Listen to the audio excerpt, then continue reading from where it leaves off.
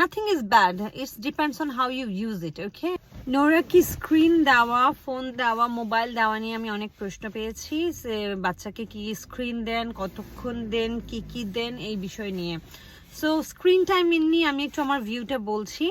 So আমি মনে করি না screen is a bad thing. Okay, এটা একটা অবসরের জিনিস। অবসরে আমরা কি করি, আপনি অবসরে কি করেন? সো আপনি অবসরে মোবাইল দেখেন, টিভি দেখেন। So it's a thing, it's a general thing now days, everybody is using screen. Okay, so আমি মনে করি এটা একটা খুবই স্বাভাবিক আচরণ যেটা সবাই করছে। এরপর আসেন যে আপনি নিজে স্ক্রিনে কতক্ষণ কাটাচ্ছেন, এমনকি আপনি চান কতক্ষণ বাচ্চা স্ক্রিনে কাটাক। আপনি যদি চান যে বাচ্চা 1 ঘন্টা মাত্র স্ক্রিন দেখুক দিনে, কিন্তু আপনি দিনে স্ক্রিনে কতক্ষণ কাটান? ওকে, সো অনেকে মনে করে যে স্ক্রিন টাইম বাচ্চাকে কথা বলতে দেরি বা বিভিন্ন আচরণ যেগুলো ব্যাড বিহেভিয়ার এগুলো তৈরি করে স্ক্রিন টাইমের জন্য। বাট আমি মনে করি স্ক্রিন টাইম এমন একটা জিনিস অটিস্টিক বাচ্চার জন্য যেটা বাচ্চাকে অনেক কিছু শেখায়ও। যেমন বাচ্চা ক্যারেক্টারের নাম শিখতে পারে, বাচ্চা কোনো কিছু কপি করা শিখতে পারে স্ক্রিন দেখে। It's involves language. আপনি যদি বাচ্চা বেবি সং দেখে বা এমন কোনো প্রোগ্রাম দেখে যেখানে মানুষ কথা বলছে, যেখানে কথা চলছে, তো ও ল্যাঙ্গুয়েজগুলো শুনতে পারে।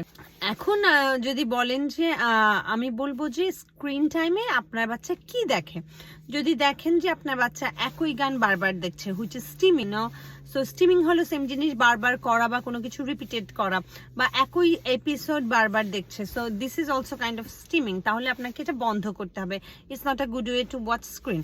আবার বলছি, আমার কাছে screen time is not bad. কথা হলো আপনার বাচ্চা কি দেখছে স্ক্রিনে, আপনার বাচ্চা এডুকেশনাল কিছু দেখছে কিনা বা শিখছে কিনা।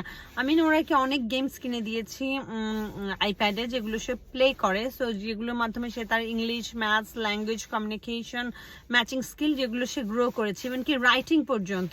সো নোরা যখন স্ক্রিন ইউজ করে, it's a good screen time.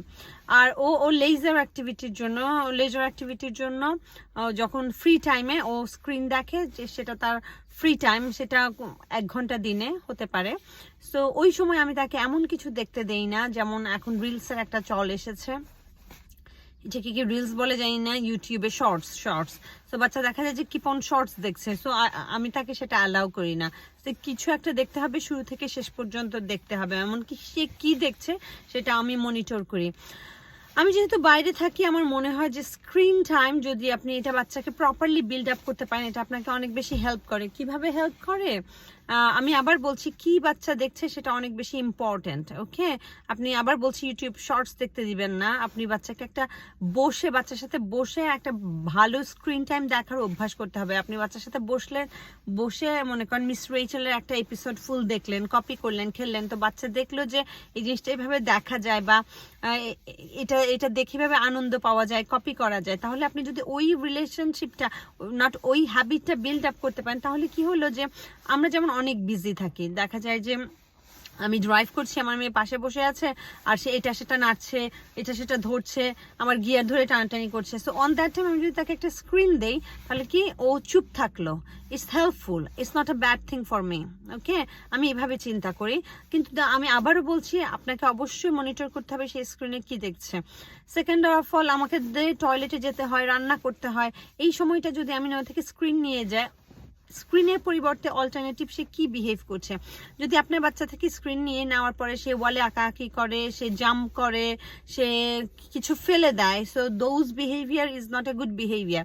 আপনি যদি স্ক্রিন টাইম রিপ্লেস করতে চান, আপনি বাচ্চাকে ফাংশনাল বিহেভিয়ার, গুড বিহেভিয়ার শেখাতে হবে। ওকে, আমি স্ক্রিন নিয়ে নিলাম, আমার বাচ্চা ড্রয়িং করছে, আমি স্ক্রিন নিয়ে নিলাম, আমার বাচ্চা বিল্ডিং ব্লকস করছে।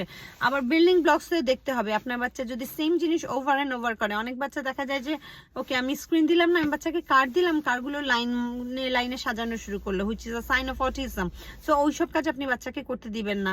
আপনি বাচ্চাকে বিল্ডিং ব্লকস দিলেন, সরি, ব্লগসগুলো শুধু বারবার সে একইভাবে সাজাতে থাকলো, সো সেগুলো কিন্তু স্টিমিং। সো আপনি যদি বাচ্চার স্ক্রিন টাইম সরিয়ে নেন, তার পরিবর্তে বাচ্চাকে এমন কিছু শেখাবেন যেটা করে বাচ্চা তার লেজার অ্যাক্টিভিটি, মানে হোয়াট আই ক্যান সে, যে তার যে অবসর সময়টা সুন্দরভাবে কাজে লাগাতে পারে, কোনো কিছু দিয়ে খেললো, প্রপার ওয়েতে, ফাংশনাল ওয়েতে খেললো। সো স্ক্রিন, আমি বললাম যে যখন আমি রান্না করতে যাই, যখন আমি টয়লেটে যাই, তখন আমি বাচ্চাকে স্ক্রিন দেওয়াটা সেফ মনে করি। She is engaged with iPad and I can do my stuff. But আপনার যদি সংসারের এই ধরনের ঝামেলা না থাকে, রান্না বান্না করার, বা আপনি বাচ্চাকে যদি স্ক্রিন কম দিতে চান, আপনি বাচ্চাকে অবশ্যই স্ক্রিন কম দিবেন। বাট আমি মনে করি স্ক্রিনের মাধ্যমে অনেক কিছু শেখা যায়। Screen not a bad things, because everybody is using screen nowadays. It's our future, okay? It's our reality. But try to teach something functional. Try to যখনই বাচ্চার সাথে স্ক্রিন টাইম শেয়ার করবেন, চেষ্টা করবেন যে ওটাকে একটু এনজয়েবল করার। আপনি কিছু একটা দেখেন, ওটা থেকে আপনাকে মজা দিলেন, আপনি বাচ্চাকে কি কি দেখবে সেটা সিলেক্ট করে দিলেন। আমি একটা ভিডিওতে শেয়ার করেছি কিভাবে স্ক্রিন লক করা যায়। সো মনে করেন আমি কি করি, আইপ্যাডে নোরার কিছু নির্দিষ্ট গেম আছে, সেগুলো একটা অন করে দিই, স্ক্রিনটা লক করে দিই।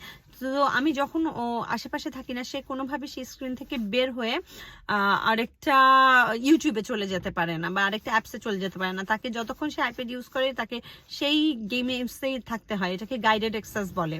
সো আমি আরেকটা ভিডিওতে শেয়ার করেছিলাম যে কিভাবে আপনি গাইডেড অ্যাক্সেস অন করবেন, which is really helpful for a parent. Okay, আপনার বাচ্চা আর এদিকে সেদিকে গেল না। বাচ্চা ইউটিউব দেখা আমি খুব বেশি পছন্দ করি না। আমি মনে করি না ইউটিউবে ঘন্টার পর ঘন্টা দেখার কিছু আছে। আর যদি ইউটিউব বাচ্চা দেখেও, আপনি কিছু চ্যানেল সিলেক্ট করবেন যেগুলো বাচ্চার জন্য হেল্পফুল। আপনি সবসময় চেষ্টা করবেন বাচ্চা যাতে সেই চ্যানেল দেখে, গিয়ে সেই চ্যানেলে যাবেন। আমি নোরাকে শিখিয়েছি যে বিভিন্ন চ্যানেল কিভাবে মুখে বলতে হয়, voice command.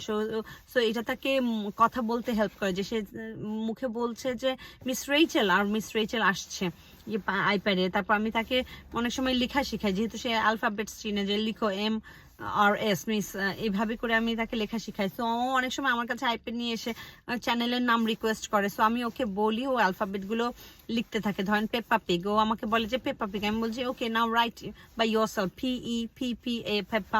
So So it promotes a lot of language imitation, যেটা আমি প্রথমে বলছিলাম। So nothing is bad, it depends on how you use it. Okay, that's all for today. Bye bye.